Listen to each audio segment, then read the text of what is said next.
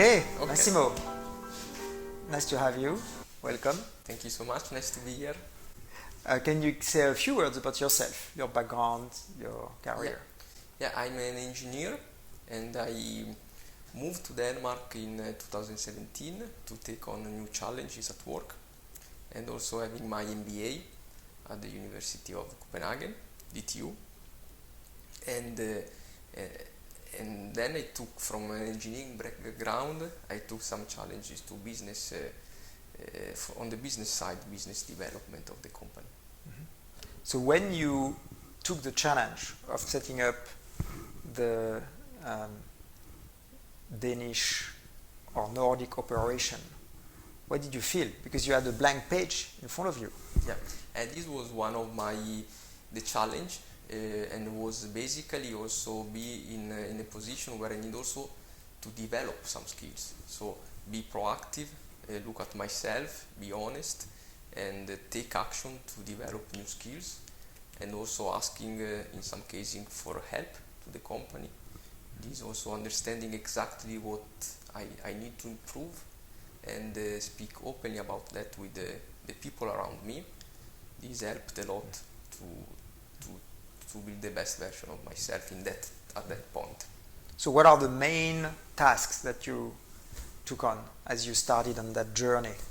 Yeah, the main tasks were to understand the competencies in the company and make sure that this was aligned with the strategy. And then, of course, finding the gap that were not that we needed to cover in order to implement the strategy. So the first period was really based on understanding the market in Denmark and outside of Denmark, looking for new people and new competencies, and make also all the top line decision, trying to understand which were the right top line decision, the right strategy.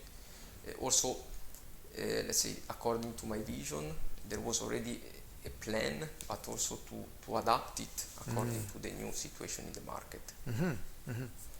And also to get in the company the right people and the right culture. And then after a while I understood that by doing so the company delivers the right services, I was able to do the right marketing, and by doing all these right things operationally, then everyone was following.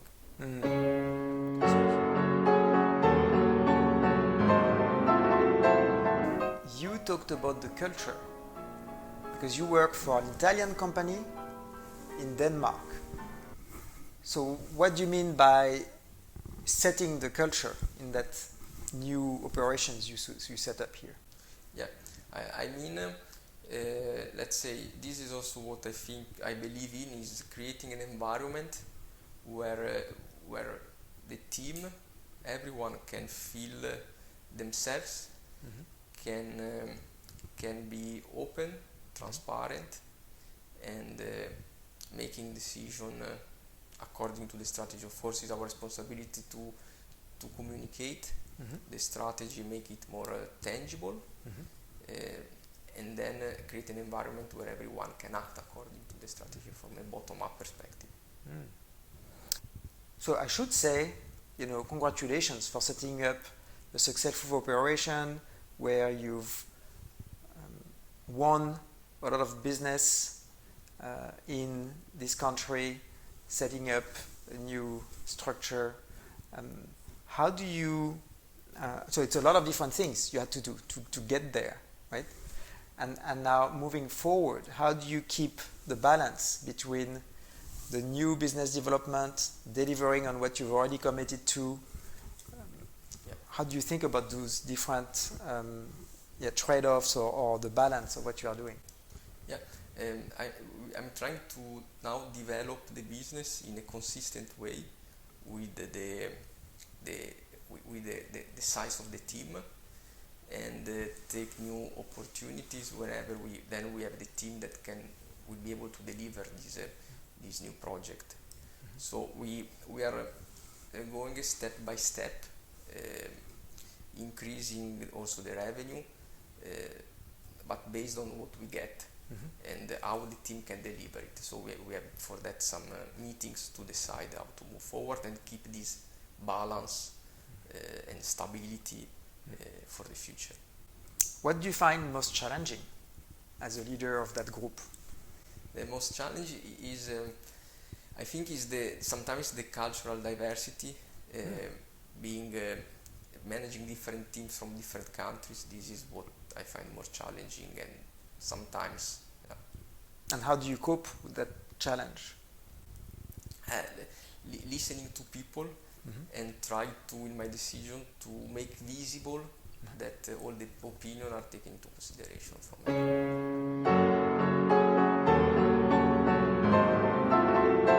Facing all those demands, all that uncertainty, developing a business, finding people, getting into the market, how do you resource yourself? What do you do at a personal level to be always fresh and ready to go? Yeah, I had the struggles in the past about that. I was too much focused on the business, maybe taking less into consideration my health. Now I think I find I like meditation, so I start my morning meditating and freeing up my mind and setting up the days, having a list of priorities every day that I create in the evening, and yeah, that's it. I hear a lot of business leaders being very busy with so many things they have to do, and of course being busy starts with the mind. And so can you speak a little bit about creating that space in your mind? What does that allow you to do better than otherwise may not have been the case before you started to do meditation? Yeah, it helped me to be focused on the moment and what is important in that day, and push back things. That was also a challenge for me. Push back things that are not really relevant in that moment, might be in the future, and be more like or goal oriented for the day, and have the mind free from all the small things that cloud your vision. Interesting. So if I use an engineering metaphor, it's almost like it helps you separate the signal from the noise. Yes. Better to have that space in your mind. It seems like you decided for a leadership style of your own choice. Instead of importing a more top-down leadership style, you did create a culture with a bottom-up. Yeah. What are the benefits having done that? The main benefits are that the people feel part of the cultures, because the culture is created by them, basically. I like listening, and I always take notes and write down what people think and how things should be, and then based on that I collect all the opinion and I try to make it happen, where everyone can see every day the culture or their opinion in the decision of the companies also. How do you create trust? Because creating a culture with a bottom up, you need trust and psychological safety. How do you create that in daily life? What is your role in creating trust? Yeah, I think already just when I speak with the people, we have our one-to-ones, and we see that we talk about topics, and then things are listened and in a practical point of view are applied within the companies, and this creates the first layer of trust, where everyone feels that can see what is happening, and that things that have been discussed are really taken into consideration by the company. So a key word and a value in your leadership style is transparency. Yeah. Yeah, and reaching out. Yeah, and be visible, be present. Visible, yes. With the team in all the aspects, create all the frameworks where everyone can be engaged, can be creative, can give a constructive and collaborative contribution. I would say that also a word of my leadership style is collaborations. Yes.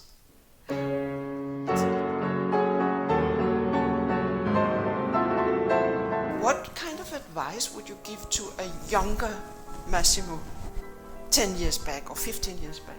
It's important to have A purpose and yeah. goals to succeed, and having a process within ourselves to set goals every 3-6 months, achieving it and change them, and putting all the thought into writing, because this is the pivot point, because it's very easy to define smart goal by putting our thought in writing. Do you bring forward that advice because you didn't do it, or because you actually did and saw that it worked? Because I did. I didn't do at the beginning. Then I was advised to do so, and it worked very well. Okay.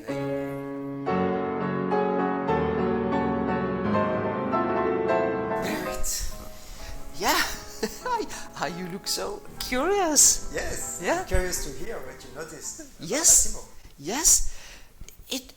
It was inspiring to notice a person who is sitting there calmly insisting on living up to his own values, on how to do leadership. He trusts in bottom up, and he insists on it, and it's part of his value system, and then he becomes very trustworthy. What he says is kind of sounds very convincing, because he's sitting there, that's how he wants it, but in a very calm, dominating way.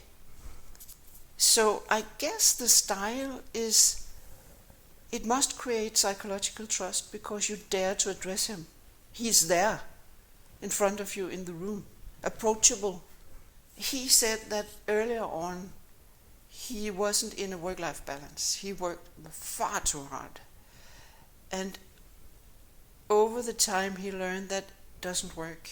And he is protective of his employees, the system, and fortunately also protecting himself from burning out in a very hard leadership context.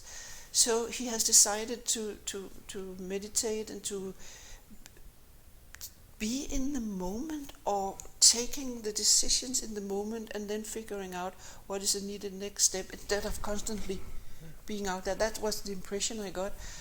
Maybe it has taken some struggle for him to reach that point, to leave, to let go, and to say no, not possible. But it seems as he actually has found a level where he's in balance, and being aware of the necessity of that will kind of support his employees also. Having that ability to be calm and to separate signal from noise, I can imagine makes him quite effective at decision making, or the insight he can bring into the conversation, because a lot of people are so busy in their mind. And here it's like both that personal life balance, work-life balance, and that ability to have both the operational, immediate stuff while keeping the strategy, and how he talks about both bottom line and top line, and keeping things in balance. Do you have any thought about that cross-cultural role that he's having, coming from Italy, setting up a business here, playing the mediator between those cultures? Yeah, I would want to ask the question before you did. Have you noticed some distinct cultural difference between Southern Europe and Northern Europe? And it seems like he has. He's sensitive to humans, to the business, but also the culture. And being that, I think he's probably very integrative. In a polite, discreet way, he challenged the here and now and said, is that the relevant? Do you also get that sense? Yeah, I mean, he's obviously soft-spoken, Mm-hmm. but there is purpose and clarity in how he comes across. Exactly.